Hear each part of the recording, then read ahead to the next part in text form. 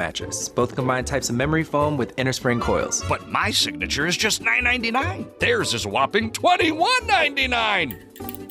My signature with the Power Bob Elite base still costs less than that. Sure, they're not exactly the same, but is theirs worth so much more? When the looks you love go for less, there's only one thing to say. Oh, my Bob! Bob's Discount Furniture. Here's what you need. This spring is the perfect time to get away. Do it like this. With a great deal on your favorite Hyundai model. Do it like this. All backed by America's Best Warranty, plus 3 years or 36,000 miles of complimentary maintenance. Add more joy to your journey at the Hyundai Getaway Sales Event. Get in and get away now before these deals are gone.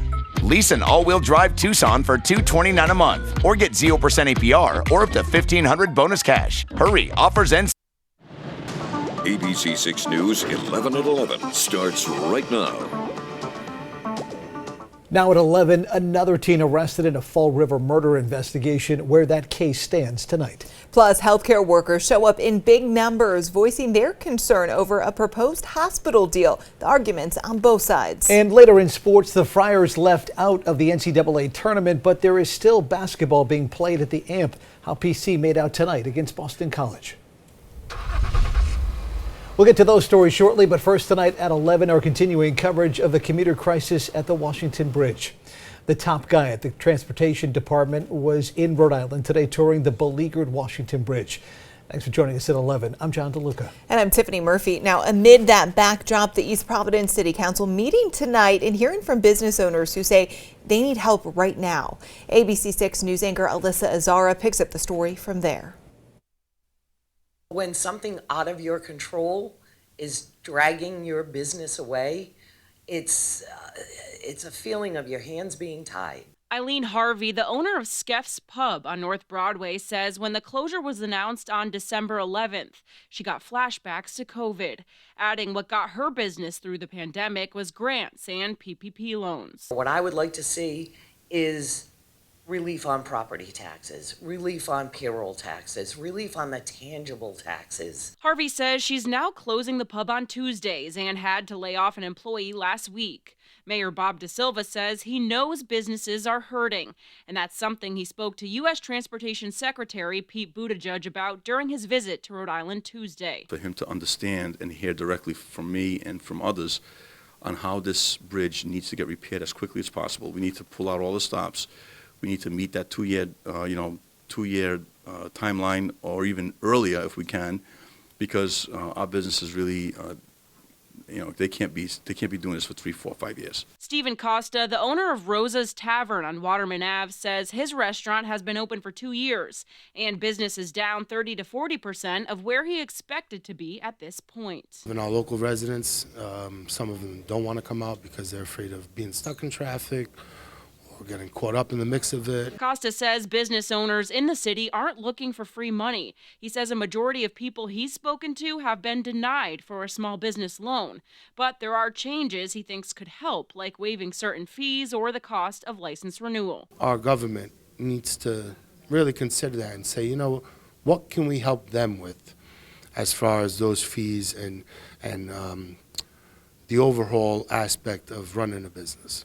The city is having a small business resource fair this Thursday to hear from businesses and to let them know what resources are available. In East Providence, Alyssa Azara, ABC 6 News.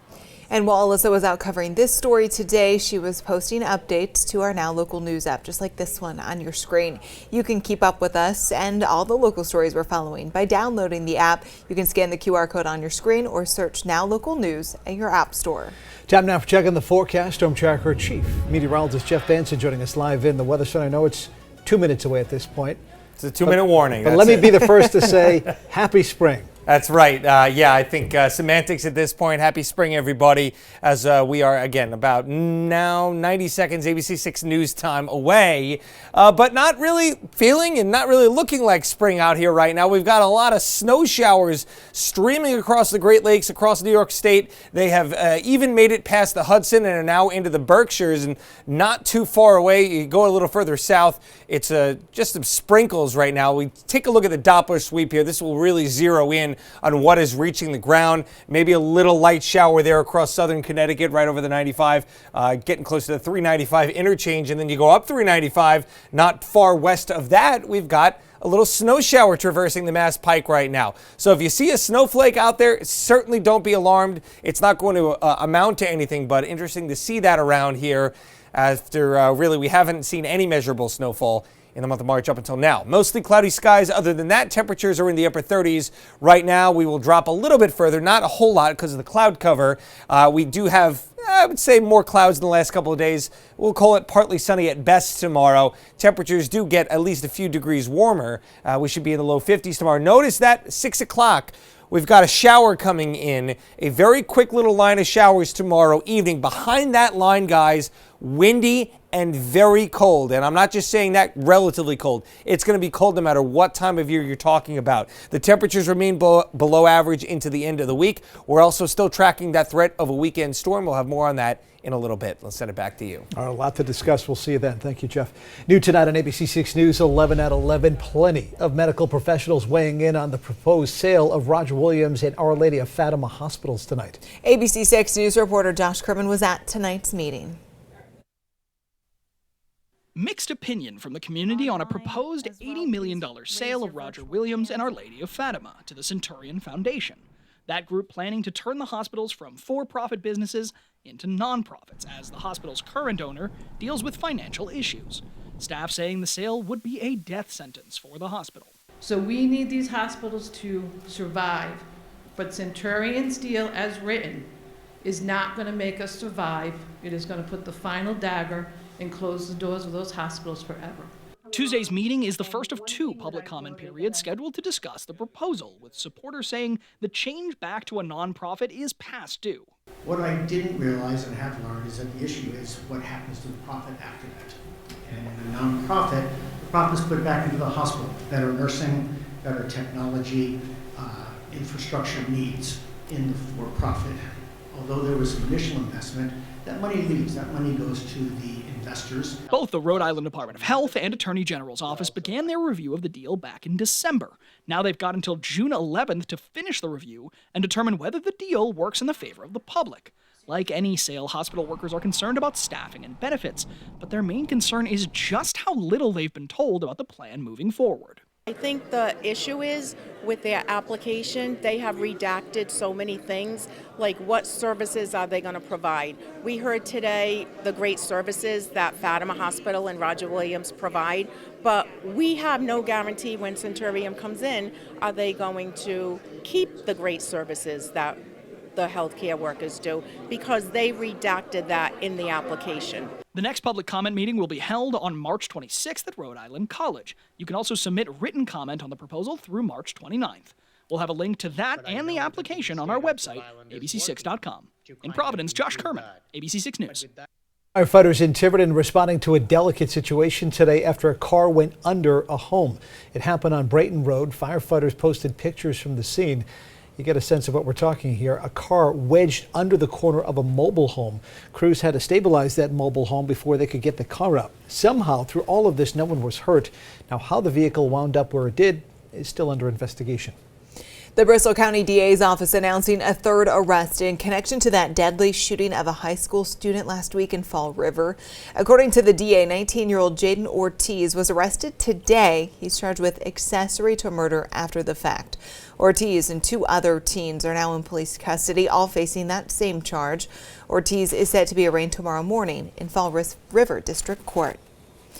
Meantime, sentencing day for a Rhode Island man who ran a Ponzi scheme for over a decade. Thomas Hewling, formerly of West Warwick, promoted different projects, but then used the money to buy clothes, cars, and memberships at country clubs.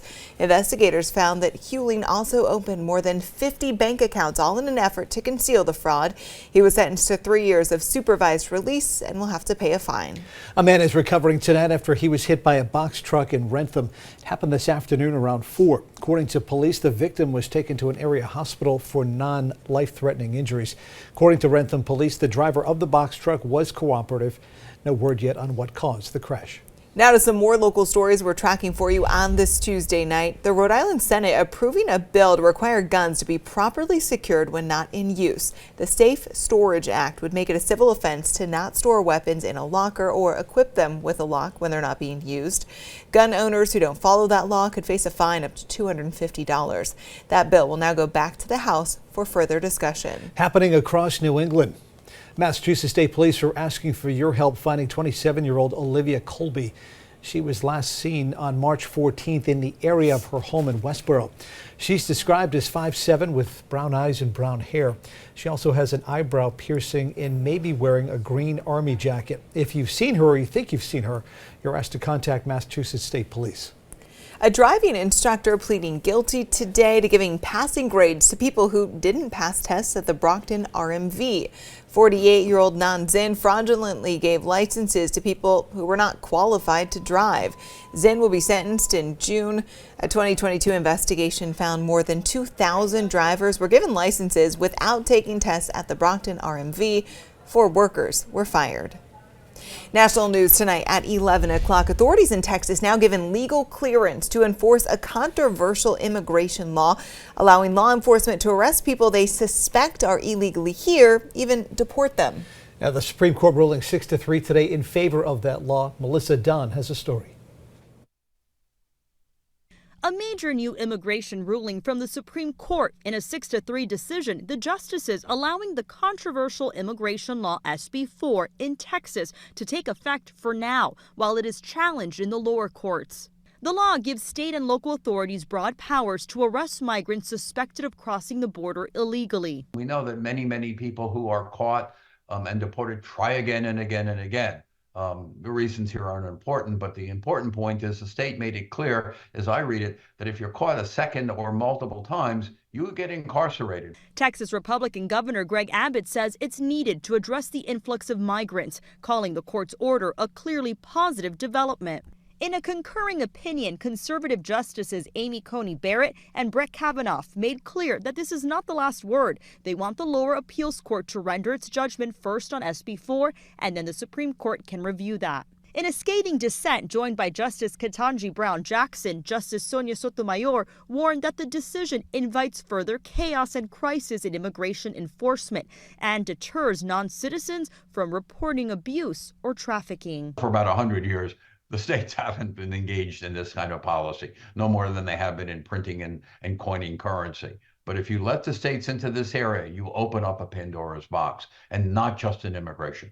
The Biden administration has been seeking to get SB 4 struck down in a violation of federal authority. The White House disagrees with the Supreme Court's decision in a statement saying this will, quote, not only make communities in Texas less safe, it will also burden law enforcement and sow chaos and confusion at our southern border. Melissa Dunn, ABC News, Los Angeles. Still to come tonight at 11, Jeff returns with a look at our 7-day forecast. Plus, we want to hear from you on our Now Local News app. Scan that QR code there on your screen and start sending in your video content tonight to receive points that can be redeemed for prizes. And here is today's question of the day. What do you think the best way is to pass the time while waiting at the airport? Social media scrolling, people watching, grabbing a bite at a restaurant, or are you normally just running late anyway? You can vote now by scanning the QR code on your screen or by heading to abc6.com/spotlight. You're watching ABC6, Southern New England's trusted news source. Looking for your dream sofa? Build it at Jordan's. You choose the arm, legs, seat comfort, depth, fabric, and accent pillows. Now it's you. Experience the choices at Jordan's. Pull up a cushion and chill out. Kimmel's worth the wait. I gotta see Jimmy tonight. So stay up late. You do this for a living. Do you want to be funny all day? Yes. Okay. Late night's #1 show, Jimmy Kimmel Live, weeknights on ABC. This is your invitation to experience a feeling only found in a Lexus SUV.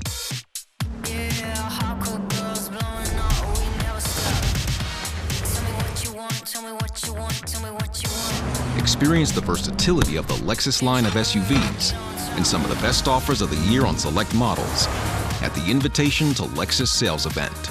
Get special offers on the 2024 NX350 all-wheel drive. The itch and rash of moderate to severe eczema disrupts my skin. night and day. Despite treatment, it's still not under control. But now I have Rinvoq. Rinvoq is a once-daily pill that reduces the itch and helps clear the rash of eczema fast. Some Rinvoq patients felt significant itch relief as early as 2 days. Some achieved dramatic skin clearance as early as 2 weeks.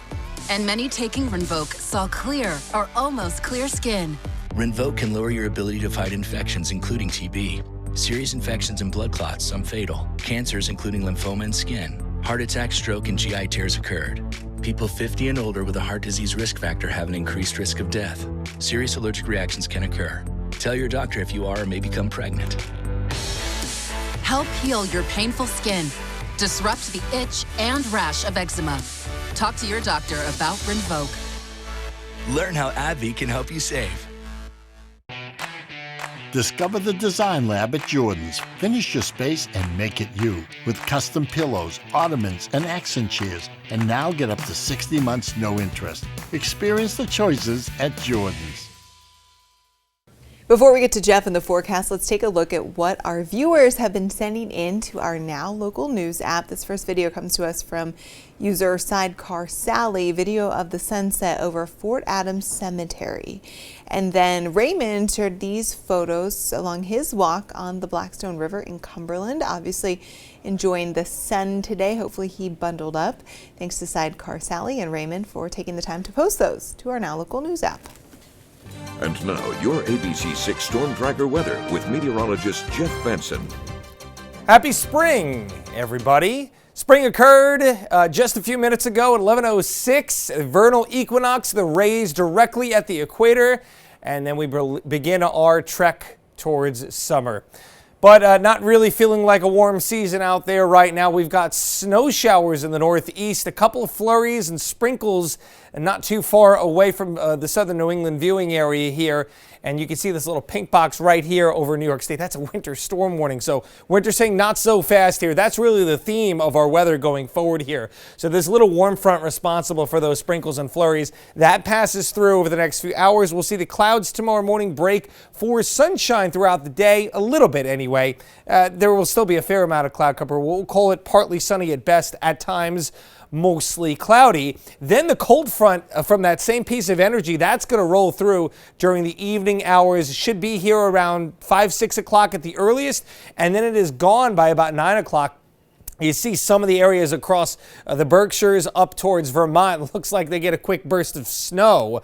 It's rain for our viewing area, but the cold air is coming on in. It's plunging in behind that cold front. So as we head through tomorrow night and into the day on Thursday, we turn on the wind machine, and it is going to feel like we're back in the dead of January, in the heart of winter here. Look at these wind chills as we head towards Thursday morning. My goodness, around 10 degrees across parts of the area, single digits if you look off to the north and west. So a frigid and a rude awakening literally on Thursday morning. Thursday afternoon, not much better with wind chills in the 20s to maybe around 30. And Friday, the wind gives up a little bit, but the temperatures will still be on the chillier side for this time of year.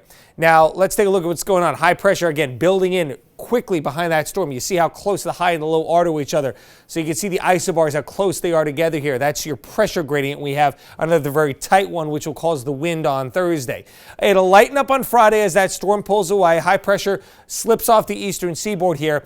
Now we've got an interesting scenario setting up here. You got another high building in here over the upper Midwest. We've got a developing low over the Gulf of Mexico. This is going to ride up the eastern seaboard, shoot that moisture northward. Saturday, almost a guarantee at this point that it is going to be wet.